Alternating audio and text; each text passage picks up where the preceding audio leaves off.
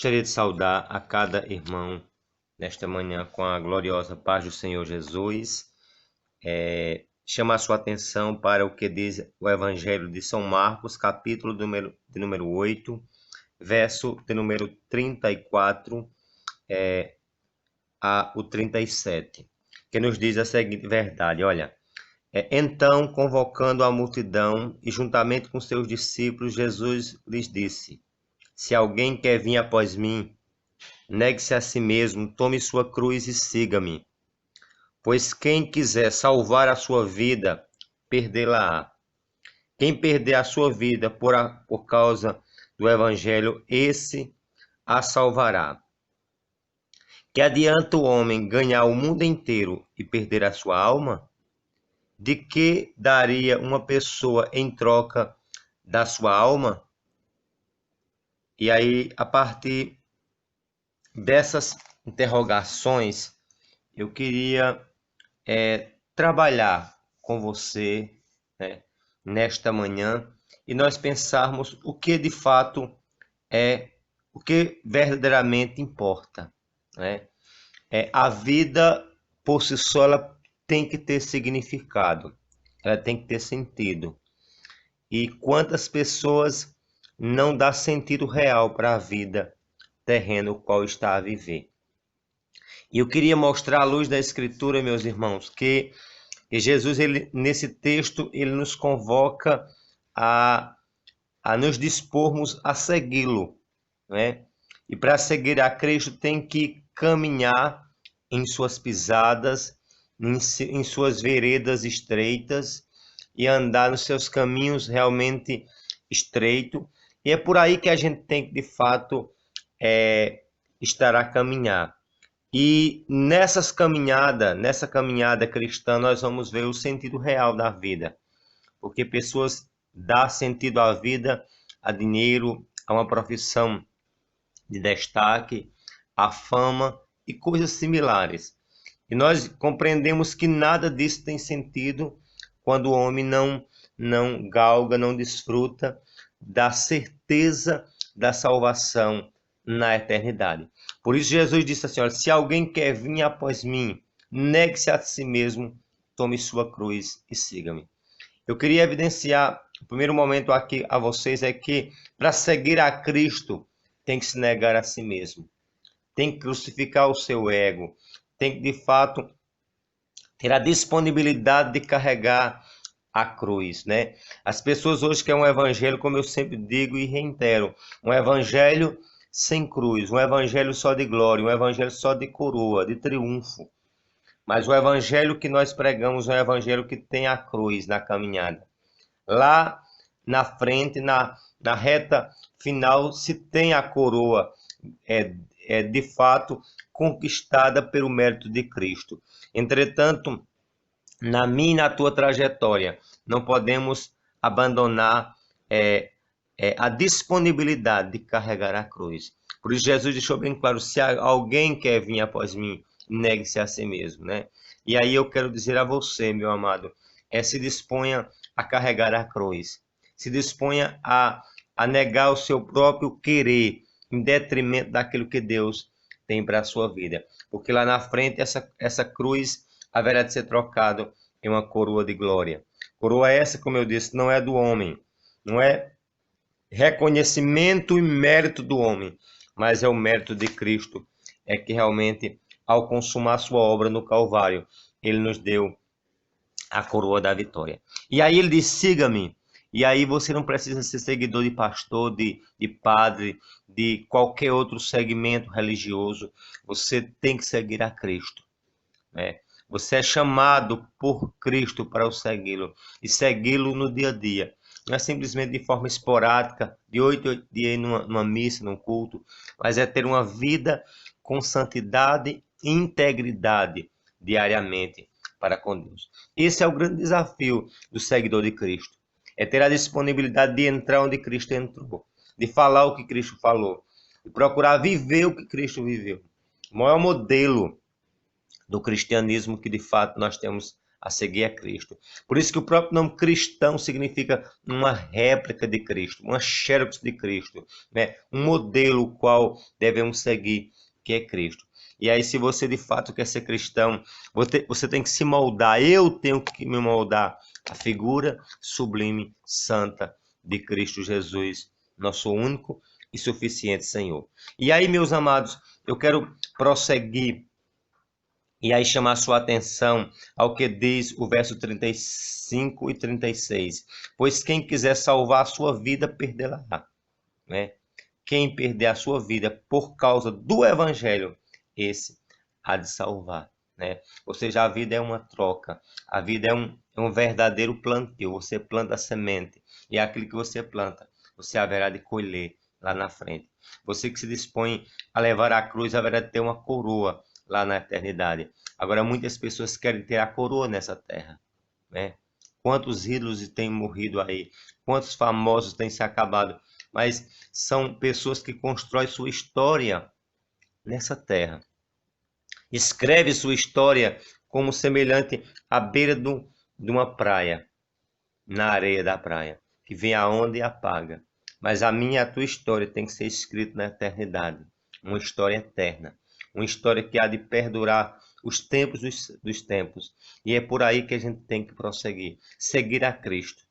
Mas como eu disse e torno a dizer, para seguir a Cristo, eu e você tem que se dispor a negar a nossa própria vontade para seguir a vontade do nosso único e suficiente Senhor.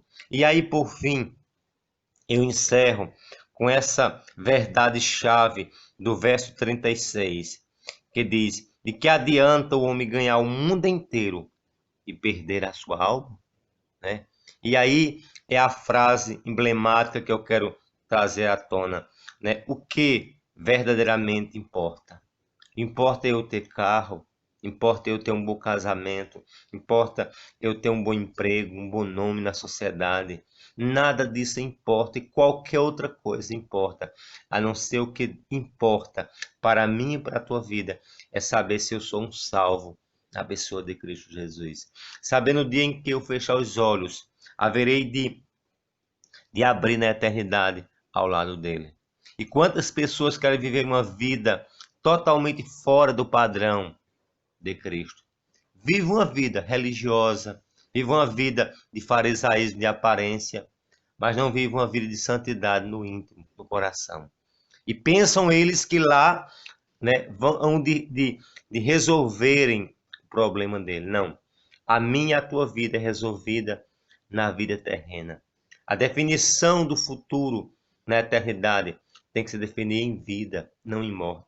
Por isso não cabe ao cristão orar por uma pessoa já morta. Você tem que orar por uma pessoa viva, porque o destino dele já foi selado em vida, não é selado na eternidade. Você não vai construir a sua comunhão com Deus na eternidade. Você tem que construir sua proximidade para com Deus numa vida terrena, mesmo curta. E é justamente isso que eu quero dizer a você. Ela é tão curta que exige de mim e de você, de fato, uma tomada de decisão, né? A gente tem que aproveitar ao máximo as oportunidades que Deus nos dá. Porque a vida por si só ela é curta. Como diz lá em Tiago, o que é a vossa vida? E ele mesmo responde, é um vapor que aparece por um pouco e depois desaparece. O que é a nossa vida? O que é a minha vida? É uma sombra. O que é a minha e a tua vida? Simplesmente é uma neblina, é um vapor que sai no bico de uma chaleira, né? Quando você vai fazer o café, o chá, e simplesmente aquela água, ao borbulhar, ao ferver muito, ela sai desaparecendo na atmosfera. Da mesma forma é a minha e a tua vida. Ela passa bem rápido. Ela passa como você nem imagina, ela passa e chega a morte para nos visitar e nos levar à eternidade. Porém, essa eternidade tem dois destinos. Tem aos pés do Senhor, na presença de Deus, ou eternamente distante de Deus. E o inferno e o céu será realmente dividido a partir daqueles que estão na presença de Deus e aqueles que estão na ausência de Deus. Céu só é céu porque Deus está presente. Inferno só é inferno porque no inferno tem a ausência da presença de Deus, trazendo paz, graça, trazendo unção, trazendo conforto para a alma. Por isso, meu irmão, eu queria que você pensasse nessa frase. Que adianta uma pessoa ganhar o mundo inteiro e perder a sua alma? Pense bem nisso nessa manhã. Adianta você ter todos os seus sonhos realizados nessa terra, ter todo o dinheiro, ter todas as famas que você projeta, mas você não ter a certeza de que se morrer hoje, haverá de ter um lugar ao lado do Pai. E alguém acha que tem merecimento. Eu já vi alguém dizer, não, Deus me coloca onde eu merecer, onde eu e você merece. Não é o céu, é o inferno. Nós, por natureza, somos pecadores. Por natureza, nós somos filhos da ira, como diz a palavra. Porém, na graça em Cristo, quando reconhecemos o senhorio de Cristo, haveremos de desfrutar na eternidade ao lado do Senhor. Mas eu só posso desfrutar da eternidade ao lado do Senhor se eu tiver a disponibilidade, como diz esse verso 34, parte B. Se alguém quer vir após mim, negue-se a si mesmo, tome sua cruz e siga-me. Só haverá de entrar na eternidade aqueles que se dispõem a seguir a Cristo. Aqueles que se dispõem a dizer não a si mesmo, dizer sim a Cristo. Portanto, eu encorajo você nesta manhã de sábado, nesse momento de reflexão do Boas Novas, para você seguir a Cristo.